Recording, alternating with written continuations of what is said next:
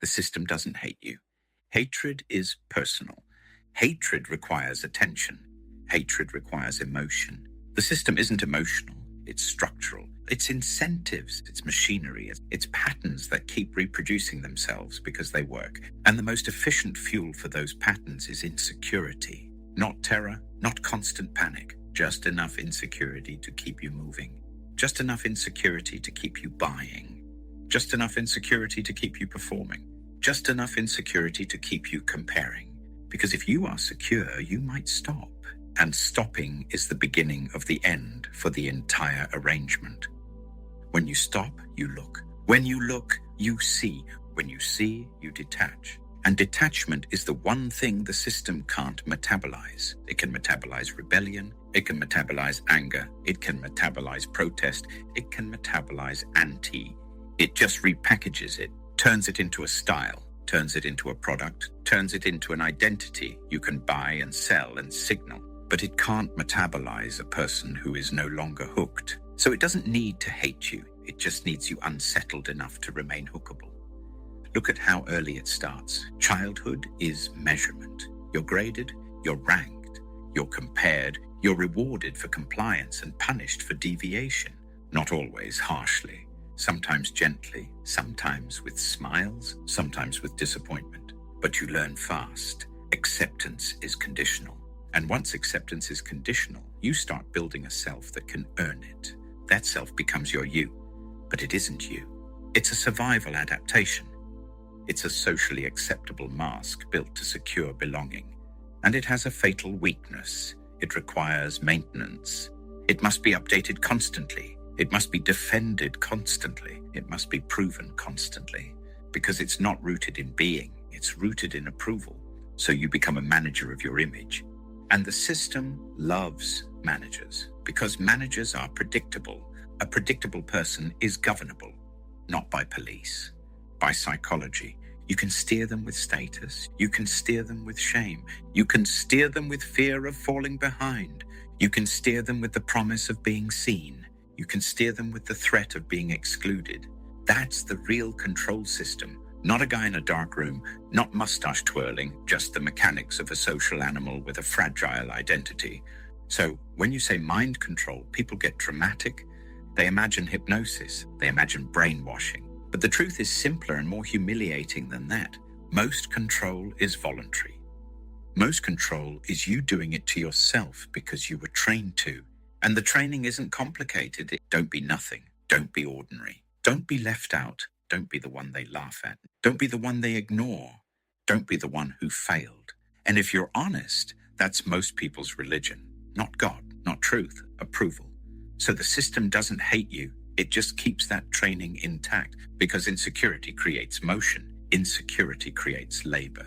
Insecurity creates consumption. Insecurity creates allegiance. Insecurity creates conflict. And conflict is not a bug. Conflict is a feature.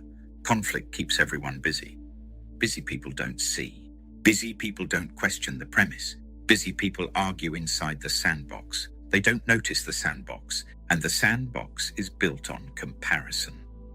Comparison is the operating system of the false self. The false self is not evil like a cartoon villain. It's a construction. It's a compensatory structure, a bundle of strategies you built to survive social reality. And because you built it in a competitive world, it becomes competitive. Because you built it in scarcity, it becomes scarce. Because you built it in fear, it becomes fearful. And then it starts projecting. It starts interpreting everything through threat. Someone else succeeds, you feel diminished. Someone else speaks confidently, you feel stupid. Someone else gets attention, you feel invisible. You might not even have words for it, you just feel it. That feeling is the hook. That feeling is the lever. That feeling is how the system steers the herd without ever touching them. Now apply this upward. Scale it. Institutions are just the same thing with logos. Corporations are insecure humans scaled. Governments are insecure humans scaled. Religious institutions are insecure humans scaled. Universities are insecure humans scaled. Media systems are insecure humans scaled. It's the same engine, just bigger, more polished, more plausible, but still driven by the same hunger, control, uncertainty. because uncertainty is terrifying to a false self. So systems try to control it. They call it regulation, they call it safety, they call it progress, they call it order. Sometimes it is useful order, sometimes it is necessary. But underneath it, the drive is the same: reduce unpredictability. And the most unpredictable element in any system is a human being who is internally free. So the system doesn't need to crush you. It only needs you to remain internally compromised, because an internally compromised person will police themselves. They'll stay in line. They'll keep updating their mask. They'll keep defending their identity. They'll keep consuming solutions.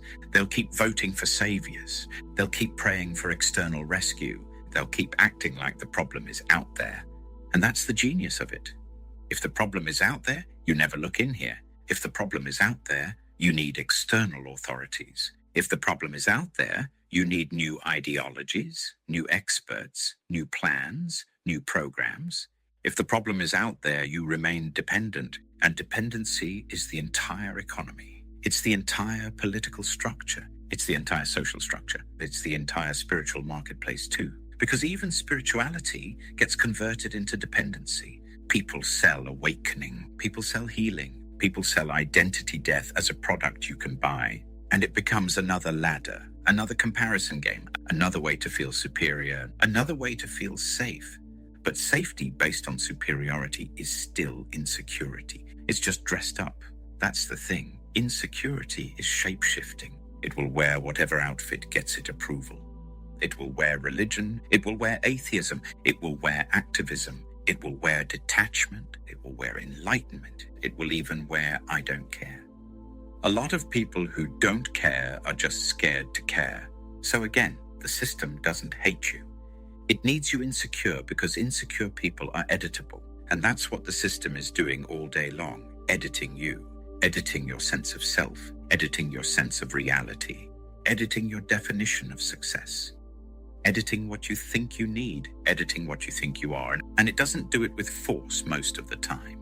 It does it with language, with narrative, with implied status, with social cues, with the reward circuits, with the fear circuits.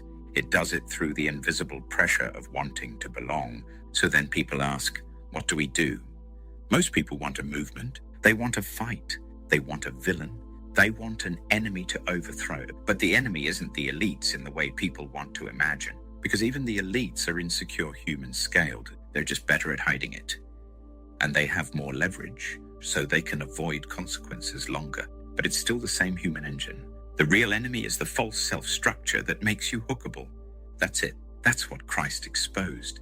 He didn't come as a political revolutionary. He came as a psychological and spiritual demolition charge. Not because he was screaming, burn Rome, because he didn't need to. Truth is destabilizing by nature. A stable lie depends on people not seeing it. Truth makes people see. And when people see, they detach, and the system can't handle detachment. That's why the most peaceful man who ever lived was murdered by the order. Because order built on fear cannot tolerate a person not afraid. You don't have to preach that. You can just observe it. Look at how people react to someone who isn't playing the status game. They'll call them arrogant. They'll call them dangerous. They'll call them delusional. They'll call them cultish. They'll call them naive. They'll call them whatever they need to call them to reframe the threat, because the threat is not the person. The threat is the possibility that you could also stop playing. And if enough people stop playing, the entire arrangement loses efficiency. Not through riots, through irrelevance. So what does internal freedom look like? It looks boring. It looks like not reacting, and it looks like being able to be misunderstood without needing to correct it. It looks like being able to lose status without panicking, and it looks like being able to be insulted without retaliating. It looks like being able to be praised without inflating, and it looks like you don't need the room. You don't need the audience. You don't need the likes. You don't need the validation. Not because you're above it, because you're no longer hungry. And hunger is the hook. The system doesn't control full humans. It controls hungry parts. Hungry for approval, hungry for superiority, hungry for certainty, hungry for safety, hungry for meaning, hungry for someone to tell you what to do, hungry for someone to blame. And the moment you can sit with hunger without obeying it, you start to become ungovernable. Not violent, ungovernable. There's a difference. You can still live in society. You can still make money. You can still operate businesses. You can still move in the world. But the world no longer owns your nervous system. And that's the real liberation. Because control is nervous system level. It's not intellectual. Most people are not controlled because they're dumb. They're controlled because they're afraid. And fear creates compliance. Fear creates groupthink. Fear creates denial. Fear creates performative virtue. Fear creates lying. Fear creates allegiance to narratives that don't even make sense, because fear is about survival, not truth. So when someone is internally secure, they can look at reality without needing it to feel good. They can hold complexity without collapsing. They can see corruption without needing to become it. They can see the system without needing to worship it or burn it down. They can see it as what it is, a machine, a pattern, a reflection. Now here's the part that matters. If you want to be free, you don't start by fighting the system. You start by locating where it lives in you. Where do you need approval? Where do you need to be right? Where do you need to be seen as good? Where do you need to be above? Where do you need to win? Where do you need people to agree? Where do you need to be admired? Where do you need to be feared? Where do you need to be safe? Those needs are the wiring. That wiring is the access point. And until you see it, you'll keep thinking the system is out there, but it's in the code. The code is psychological. That's why most people can't be free, because they want external freedom while remaining internally enslaved. They want the world to change while refusing to die, and dying is the only gate. Not dying like melodrama, dying like identity dissolution, the death of the false self, the death of the manager, the death of the performer, the death of the one who needs to be somebody. And this is why people avoid it, because it feels like annihilation. It feels like you're going to become nothing. And in a system built on comparison, nothing feels like the worst possible fate. So you cling. You cling to identity. You cling to labels. You cling to tribe. You cling to certainty. You cling to your story. You cling to your wounds. You cling to your trauma as identity. You cling to your righteousness. You cling to your victimhood. Anything but nothing, because nothing feels like death. But the paradox is this: nothing is the doorway to everything real. Because when the false self dies, what's left is not emptiness. What's left is presence. What's left is being. What's left is that quiet, unmarketable, unbranded reality that doesn't need applause to exist. That's what the system can't stand.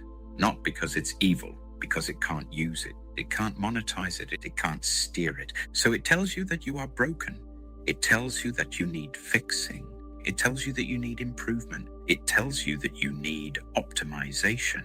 It tells you that you need an identity. It tells you that you need a plan. It tells you that you need a guru. It tells you that you need a leader. It tells you that you need a savior. And the cruel joke is that whole story is powered by insecurity. The system doesn't hate you. It needs you insecure. Because insecurity keeps you consuming. It keeps you obeying. It keeps you participating. It keeps you focused on the wrong battlefield. And the moment you stop feeding insecurity, you don't have to win against the system. You just outgrow it. You become the kind of person the system can't predict. Because you're no longer responding from hooks. You're responding from clarity, from presence, from truth. And truth isn't dramatic. Truth is simple, but simple is terrifying to a complicated lie. So if you feel something in your gut when you hear this, that's the point. Not because I'm convincing you, because a part of you already knows. A part of you can feel it. The system doesn't hate you. It doesn't even know you. It calibrates you. It trains you. It edits you. So you remain useful, not as a person, as a unit, as a consumer, as a voter, as a data point, as a predictable organism. And the only way out is not war. It's death, the death of the false self. And when that dies, you don't need to burn the world down. Because the part of you that needed the world to change so you could be okay is already gone. And that's when you realize what's been true the whole time. The system never hated you. It needed you insecure. And you don't have to fight it. You just have to stop feeding it.